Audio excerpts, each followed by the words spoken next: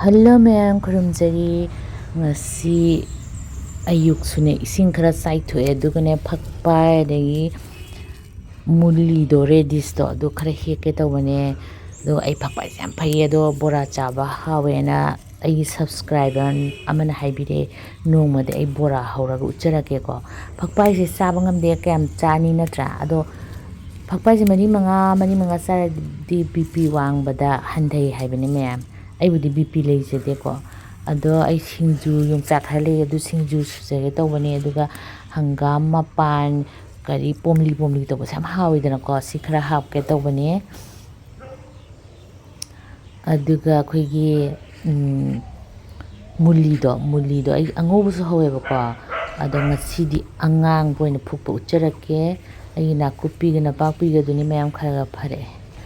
ai san yenthi so mulawrure adusu noma hapkani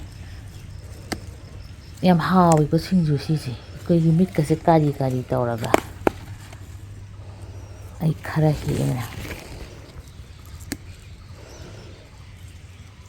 singju gi myan loi shuye ai da myan tuning khok adagi haibi mana mayang ton loi shu fajarda myan se ado ai yongchak tu di namu ko hati de lepane dam fresh ti oidre adusu dum charani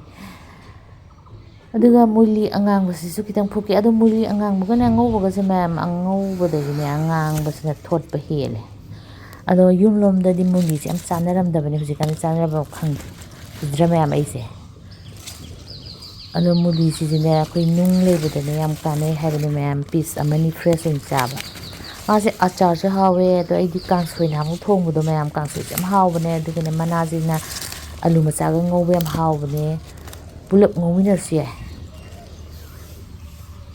adugane paratha so hawbane alu paratha gi mahutta manane kupna sikledna adu ai di hingon yam pambani na mayam ai hingon khara ji di winter gi phari ni na khara ucharake ai di yamna view chatpa budi na chade ko adu ai di hobby ni interest ni aduna sum hingon je uchabani mayam si gai phu kangsoi khara kanggo khara chan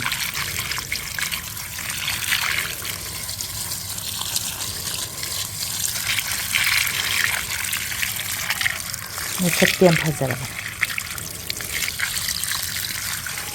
Eigi video bu yam yang diba comment tau besing yam thagat sari thank you ngasi di kainnya resiko.